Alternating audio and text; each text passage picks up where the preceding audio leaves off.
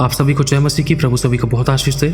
तो हम कोशिश करनी है हम लोगों को कि हम नीति वचन पढ़ा करें, जिसमें कि नीति वचन को पढ़ने के द्वारा हम बुद्धि, ज्ञान, समझ की बातें, तरक्की, उन्नति, भरपूरी, छुटकारे की बातें, आशीषों की बातें, बढ़ने की बातें, उठने की बातें और भेद की बातें, गुप्त बातें, किस समय में क्या चुनाव करना चाहिए, शत्रु से कैसे बचना चाहिए, किस समय हमें किन बातों का ध्यान रखना चाहिए, हमारा खाना पीना, चलना फिरना, उठना बैठना, सोना जागना, हमें किस तरीके से कब कब किस तरीके से कैसे क्या करना चाहिए, वो बहुत सी बातें परमेश्वर ने हमें सिखलाई हैं, समझाई हैं।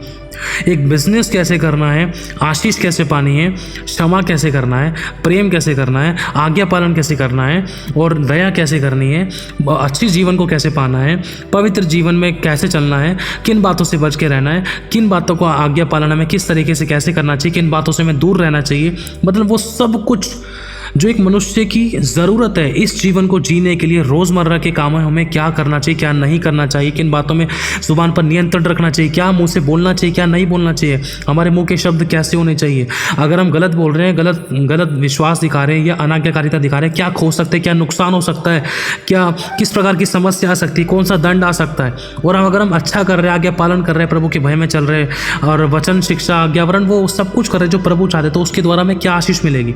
हमारी उन्नति, तरक्की, भरपूरी, संपूर्णता में परमेश्वर की संपूर्ण होने के लिए ना ये नीति वचन हम सभी के लिए दिए गए हैं।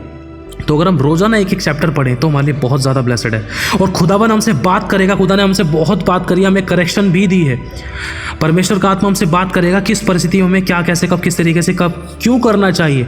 अगर हम जो भी कर रहे हैं तो उससे हमें क्या फ़ायदा होगा। अगर हम कहीं जो कर रहे हैं, जो डिसीजन लेने वाले हैं, कहीं वो गलत तो नहीं है। परमेश्वर हमसे बात करता है और बात करेगा।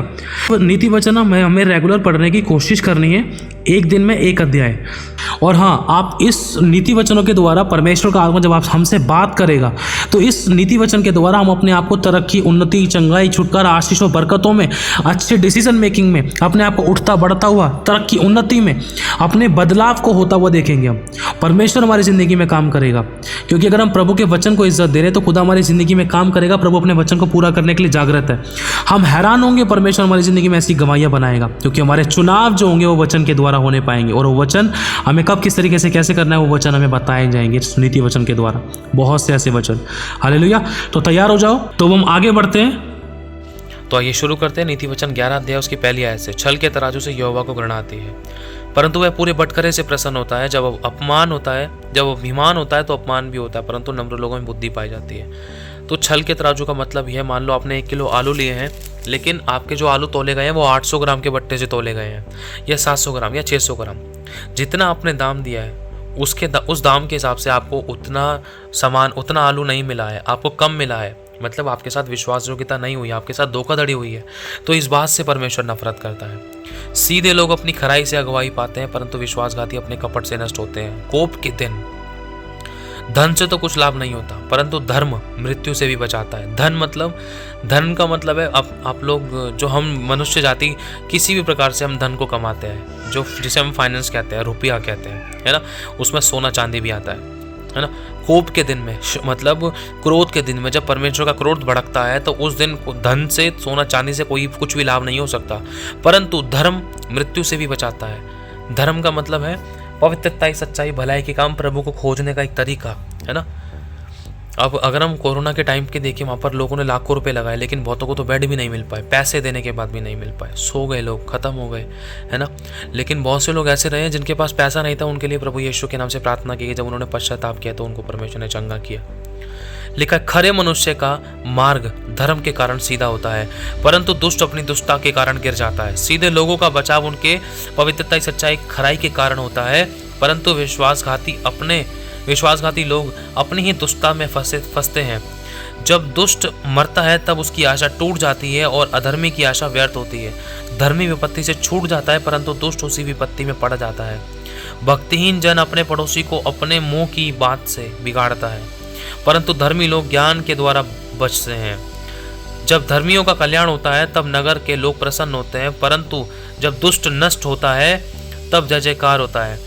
सीधे लोगों के आशीर्वाद से नगर की बढ़ती होती है, परंतु दुष्टों के मुंह की बात से वह ढाया जाता है। जो अपने पड़ोसी को तुच्छ जानता है वह निर्बुद्धि है, परंतु समझदार पुरुष चुपचाप रहता है। जो लुतराई करता फिरता है वह भेद प्रकट करता है, परंतु विश्वास योग्य मनुष्य बात को छिपा रखता है। जहाँ बुद्धि की युक्ति नहीं, वहाँ प्रजा विपत्ति में पड़ती है। बुद्धि मतलब जहाँ परमेश्वर के डर की बात नहीं होती है, जहाँ बुराई से बैर करने की बातें नहीं होती, वहाँ पर लोग विपत्ति में पड़ जाते हैं। परंतु सम्मति देने वाले की बहुतायत के कारण बचाव होता है। जो परदेशी का उत्तरदायी होता है वह बड़ा दुख उठाता है, परंतु जो जमानत लेने से घृणा करता है वह निडर रहता है। अनुग्रह करने वाली स्त्री मतलब दया करने वाली स्त्री प्रतिष्ठा नहीं खोती है, और उग्र लोग धन को नहीं खोते हैं। कृपालु मनुष्य अपना ही भला करता है, परंतु जो क्रूर है वह अपनी ही देह को दुख देता है। दुष्ट मिथ्या कमाई कमाता है, परंतु जो धर्म का बीज बोता है उसको निश्चय फल मिलता है। जो धर्म में दृढ़ रहता है वह निर्जीवन पाता है, परंतु जो बुराई का पीछा करता है वह मृत्यु का कौर हो जाता है। जो मन के टेढ़े हैं उनसे यहोवा को घृणा आती है, परंतु वह खरी चाल चलने वालों से प्रसन्न रहता है। मैं दृढ़ता से कहता हूँ, बुरा मनुष्य निर्दोष ना ठहरेगा, परंतु धर्मी का वंश बचाया जाएगा। धर्मी मतलब जो पवित्रता, सच्चाई, खराई के काम करता है, जो प्रभु के अनुसार चलता है, जो प्रभु को खोजता है। जो सुंदर स्त्री बुद्धि, ज्ञान, समझ, विवेक नहीं रखती है वह थूथन में सोने की नथ पहने हुए सूअर के समान है, जो बार बार गंदगी में चला जाता है। धर्मियों की लालसा तो केवल भलाई ही की होती है, परंतु दुष्टों की आशा का फल क्रोध ही होता है। ऐसे हैं जो छितरा देते हैं तो भी उनकी बढ़ती होती है। ऐसे हैं जो यथार्थ से कम देते हैं, मतलब जितना दे सकते हैं, जो दे सकते हैं लेकिन फिर भी नहीं दे रहे हैं या बहुत कम दे रहे हैं, तो उससे उनकी घटती होती है। उदार प्राणी हुष्ट पुष्ट हो जाता है, और जो दूसरों की खेती सींचता है उसकी भी सींची जाएगी। जो अपना अनाज रख छोड़ता है उसको तो लोग श्राप देते हैं, परंतु जो उसे बेच देता है उसको आशीर्वाद दिया जाता है। जो यत्न से भलाई करता है वह दूसरों की प्रसन्नता खोजता है, परंतु जो दूसरे की बुराई की खोजी होता है उसी पर बुराई आ पड़ती है।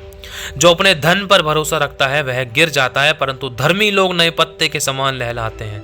जो धर्मी होगा ना वो धन पे भरोसा नहीं रखेगा, वो खुदा पे भरोसा रखेगा हर परिस्थिति में, क्योंकि उसको पता होगा धन नहीं बचा सकता, प्रभु बचा सकता है। प्रभु मृत्यु से भी बचा सकता है, लेकिन धन मृत्यु से नहीं बचा सकता। कई बार धन मृत्यु तक पहुंचा देता है। जो अपने घराने को दुख देता है उसका भाग वायु ही होगा, और मूढ़ बुद्धिमान का दास हो जाता है। धर्मी का प्रतिफल जीवन का वृक्ष होता है, और बुद्धिमान मनुष्य लोगों के मन को मोह लेते हैं। देख, धर्मी को पृथ्वी पर फल मिलेगा तो निश्चय है कि दुष्ट और पापी को भी फल मिलेगा। आमीन। प्रभु आशीष आप सभी को। जय मसीह की।